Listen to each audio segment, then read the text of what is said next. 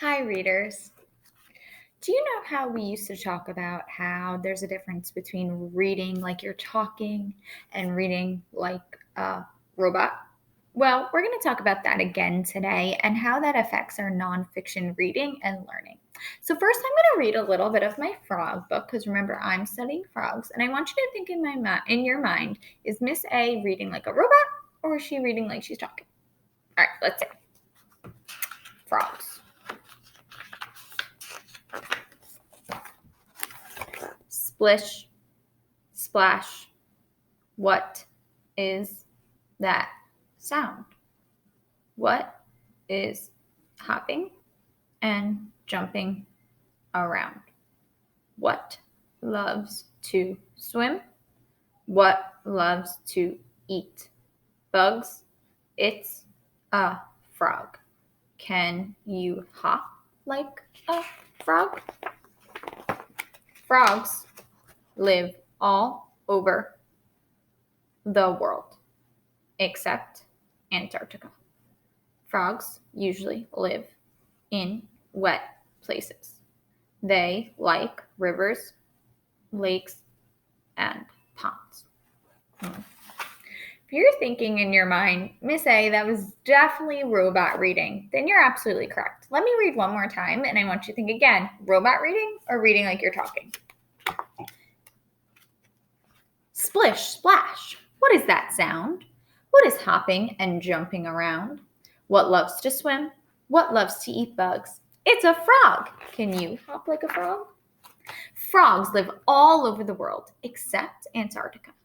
Frogs usually live in wet places. They like rivers, lakes, and ponds. Was I reading like I was talking that time? Now I want you to think in your mind, which is better and easier to understand the story? Which one was more helpful when learning about frogs? The first way, like a robot, or the second way, reading like I'm talking? If you're saying reading like you're talking, it is much easier to understand, you're absolutely correct. When we read nonfiction, it's super important that we read like we're talking and use a teaching voice and read fluently because it's much easier to take in the information and understand what you are researching. So today I want to teach you that when nonfiction readers read with fluency, they often read with a teacher's voice, an explaining voice. So when you read today, you're actually going to pretend you're like me and read with a talking and teaching and fluent voice. So first, we're going to watch a video to see how a real researcher does this when talking about a nonfiction topic. So I'm going to show you a video, and it is about tadpoles. And it's a National Geographic video. And as you're listening and watching, I don't really want you to focus on the information about the frogs and tadpoles. Rather, I want you to listen to how does the narrator use a teaching voice? What are they doing to talk about their nonfiction topic to teach you? So let's take a look and listen. Remember, as you're listening, I want you to think, what is the narrator doing to teach you? Pay attention to that.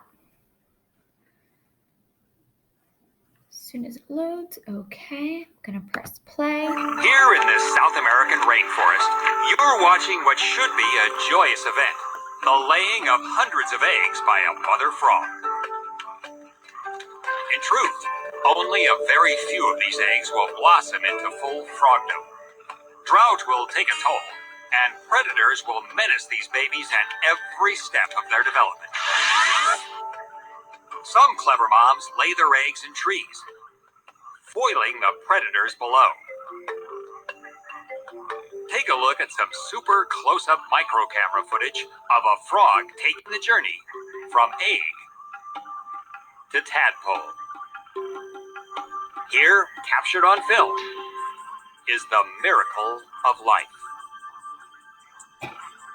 When the tadpoles outgrow the birth chamber, they have to find another source of water fast. Of course, Mom took care of everything. She laid her eggs above a jungle pool. Suddenly, they're no longer big tadpoles in a self-contained micropond. Now they're tiny tadpoles in a huge body of water. where their bodies and legs develop quickly. Predators lurk everywhere, like this water bug, for instance.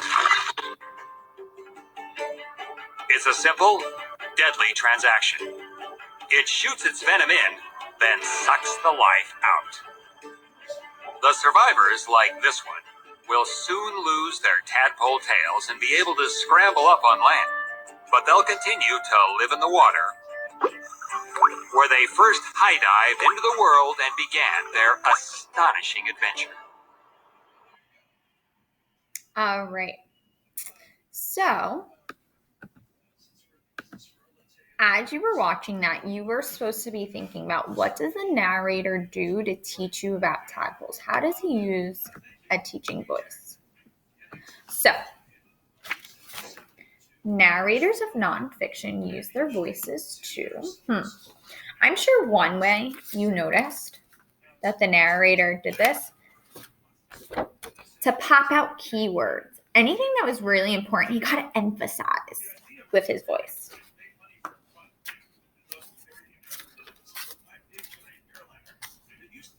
He also kind of changed his voice when they were moving to a new topic, when they were transitioning maybe through the life stages of the tadpole.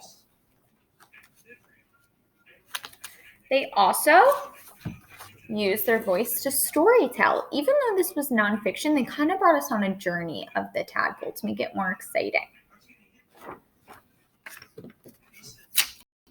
The narrator also used their voice to create drama and tension. I know one part that really stuck out to me with the drama and tension was when the predator ate the tadpole. His voice got really intense and exciting. And then lastly, they used their voices to help us to create a mental model. Even though we were looking at something, we could still picture it. So it's really helpful. Okay? So readers, as you are reading your nonfiction texts and doing your research, I want you to try and use that teacher voice. Use your nonfiction voice to pop out keywords, to show when you're moving about topics, to storytell, to create drama and tension, and to help listeners create a mental model. So what you're going to do today is, I want to hear your teacher voices and your nonfiction fluent voices. So you are going to record a video of yourself reading your nonfiction text, just a passage, a page, a paragraph, using your nonfiction teacher voice on Seesaw. So check out Seesaw for the assignment. It will be posted, and I cannot wait to hear you guys teach me about your topics using these teacher voices. So remember, readers, as you're reading nonfiction today and every day, you want to use your voice to do all of these things. All right, can't wait to see you guys do this.